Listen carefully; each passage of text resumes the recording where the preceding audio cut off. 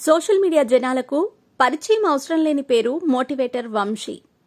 ఈయన యూట్యూబ్లో మోటివేషనల్ వీడియోస్తో ఎంతో మందిని ఆకట్టుకున్నాడు.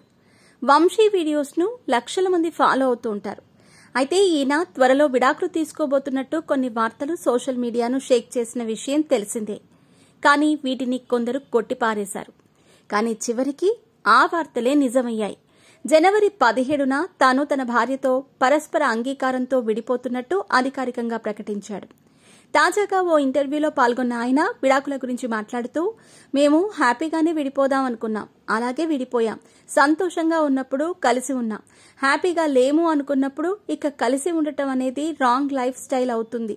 నిజానికి నేను పబ్లిక్కి చెప్పినప్పుడు అడ్జస్ట్ అవ్వండి, సారీ చెప్పండి, కలిసిపోండి అని చెప్తాను. కానీ సంతోషంగా లేనప్పుడు కలిసి ఉండకూడదు. దీనివల్ల ఎదుటివారు కూడా బాధపడతారు. వారి లైఫ్ కూడా బాగుండాలి కదా, అందుకే హ్యాపీగా విడిపోదాం అనుకున్నాం, విడిపోయాం అంటూ మొదటిసారి విడాకుల ఇష్యూపై నోరు విప్పారు.